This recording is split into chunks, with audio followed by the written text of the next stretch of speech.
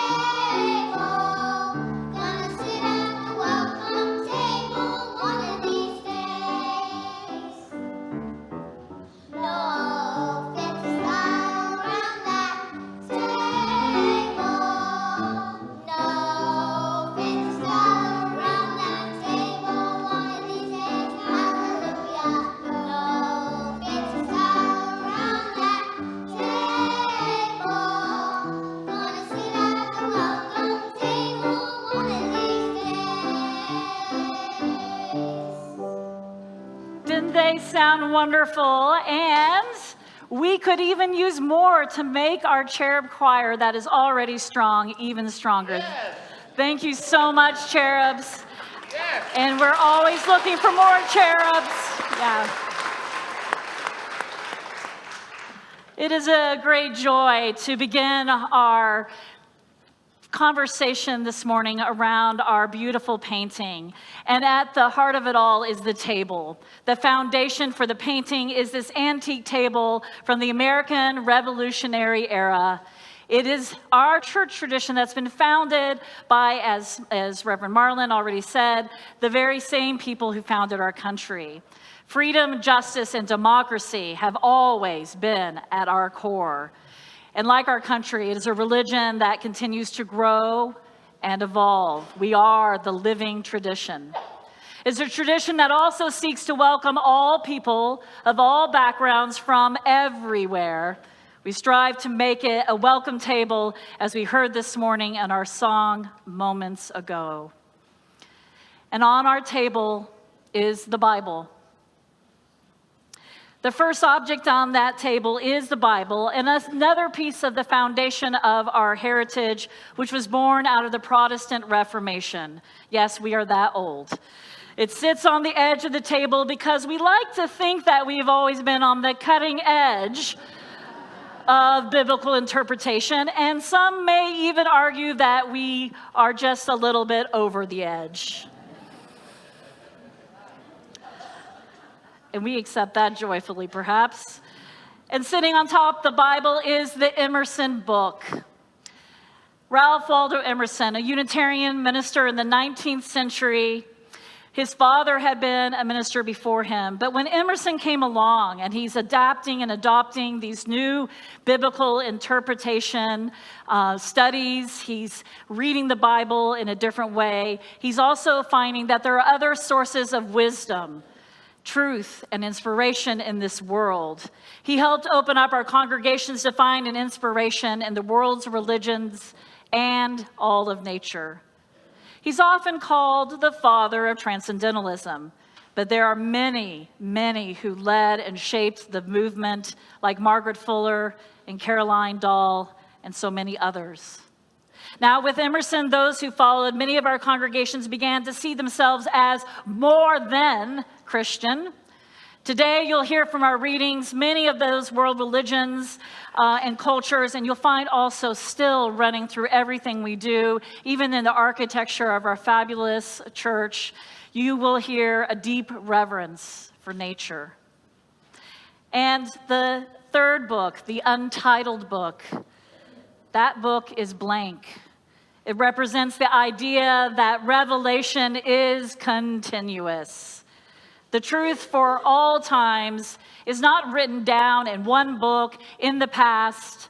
No, truth continues to be made known to us in every generation and every culture. We find it in the poetry. We find it in arts, in nature, in science, from our elders and our children. It continues to be discovered and rediscovered in new ways. But we must pay attention. If we listen. On the table in the painting are two hearts. It is the only symbol for which there are two, because they represent love, and love is the spirit of this church. Now, we put love beyond belief as the central purpose of our church. Together, they merge devotion and action, illuminating our community as a gathering place for courageous love. I hope you feel that peace that we're singing of and feel that love in this place, in this time, or wherever you are joining us from. The next image are the flowers. There's a big bouquet of flowers, all different kinds of flowers, different shapes, different sizes, different colors. They represent the people of our community. And they are, just like us, each one unique, each one different, and yet we come together to create a greater whole. We're stronger together, we're strengthened by one another. And again, it's this ideal that we have, as a nation of people from every nation. And we're a congregation of people who have multiple beliefs and multiple backgrounds and ethnicities and all those things. You can see, even in the bouquet, and if you can't see it oh yeah, there we go, it's a little bit better, but you also have it on your program, and be sure to go out and see it on the original painting out in the foyer after the service. But you'll see not only the beautiful, shining, tall, colorful, but you also see a few thistles are in there, because there's some prickly people, but we're all one community together, and we try to love one another, and that is our true colors. Us. The next image is the water. The water in the vase represents God, or as some prefer, the interdependent web of all life.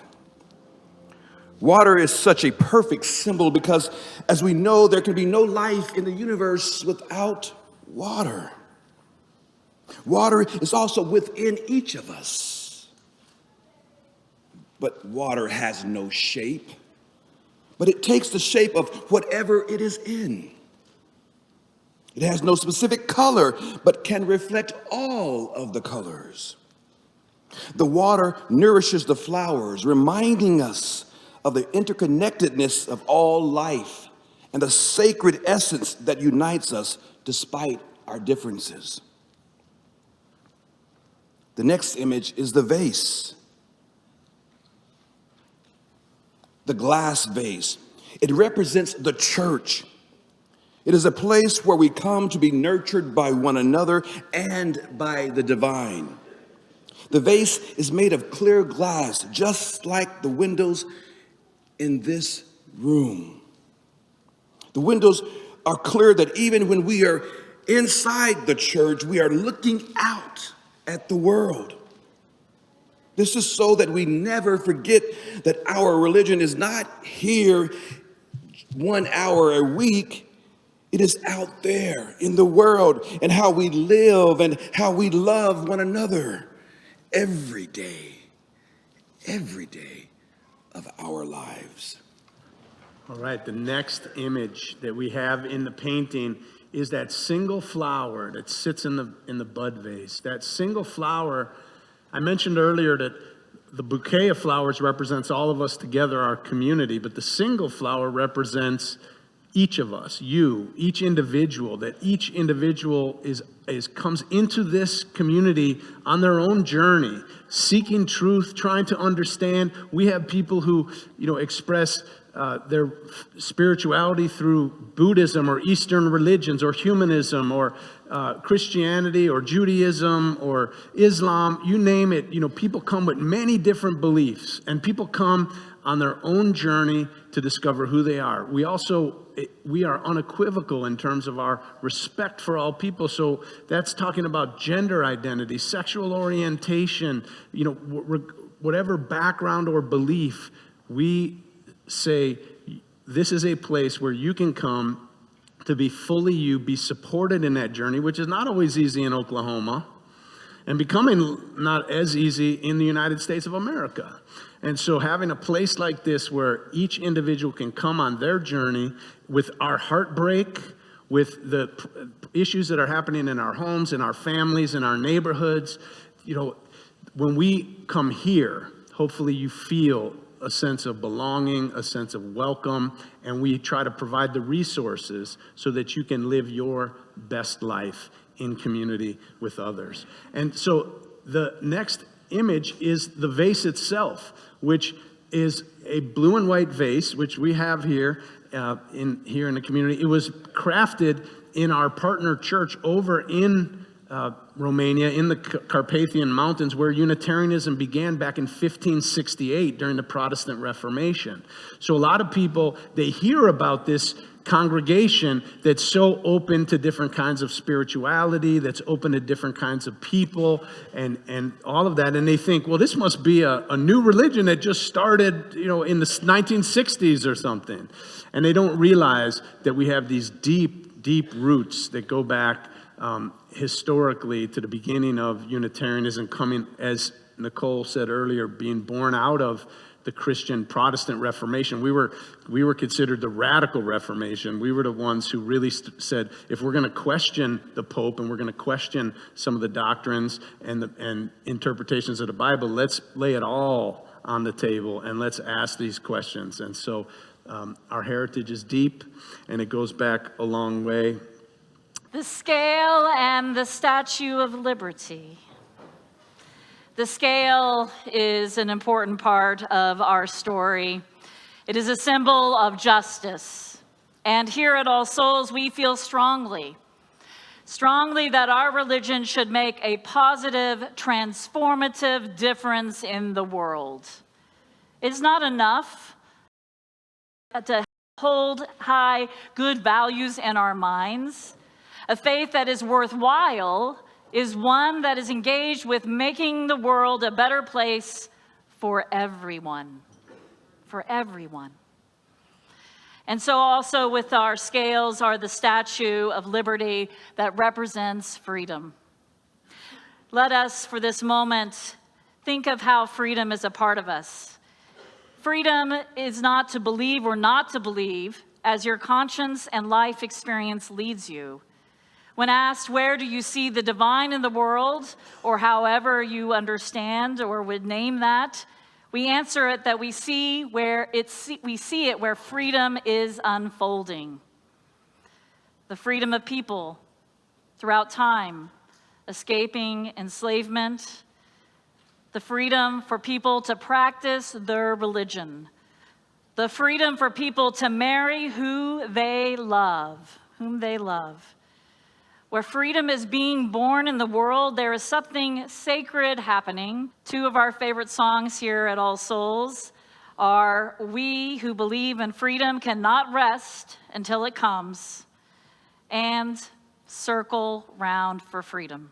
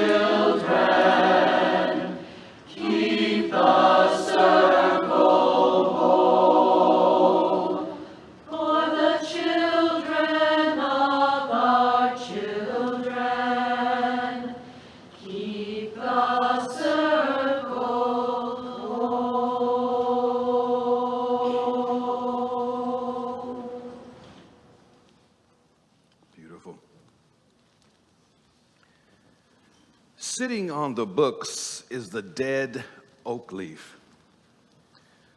Now, the dead oak leaf represents all those precious people who have come before us, who've made our lives and this congregation and this very meeting possible. They are our ancestors, and we stand on their shoulders, and we never forget them. Yeah, let us always honor those who have gone before us, paved the way that we could have the freedoms that we have and the lives that we have and the community and the places like this that they bequeathed to us. We are so fortunate that people who came before us, they believed in freedom, they believed in what is possible for humanity, something beyond, the kind of freedoms that would allow everybody to be who they are in the world and have equal rights and all of those things. So we honor all those who came before us, and we think about what's our legacy, what are we passing on? And so the last object in the painting is the green leaf. The artist made it falling in the painting because it represents life, right? It's green, it's shining, it's alive like we are. And he wanted to make it falling to remind us that life is fleeting, life is precious, life is short. We only have the breath of life within us for some period of time. We don't know how long or how much. But the question, he wanted us to look at that and to think to ourselves, what am I doing? What is my part to play in bringing more freedom, more justice, more equality among our diversity and unity among our diversity in the world? What is my role to maintain democracy and all of these values that we consider most important to us? And I know that we're in a time right now as a nation where there's a lot of discomfort and incredible polarization happening, but I have to believe as we go into this holiday season that there's so many stories, story after story of generation after generation of people overcoming and rising above. And I believe that the song that is freedom, the song that is democracy, the song that is America is far from over. And it doesn't change because of one election. It doesn't change because of a changing of the guard. But it does require people, each individual, each life within it to stand strong. Our Star Spangled Banner came, Francis, in the War of 1812. After a terrible battle where the English were bombarding us, he woke up and he saw that the flag was still there. And we think about the Trail of Tears and the ending of slavery and the Civil War. And we think about the civil rights movement. It's been battle after battle after battle, the struggle to keep democracy alive.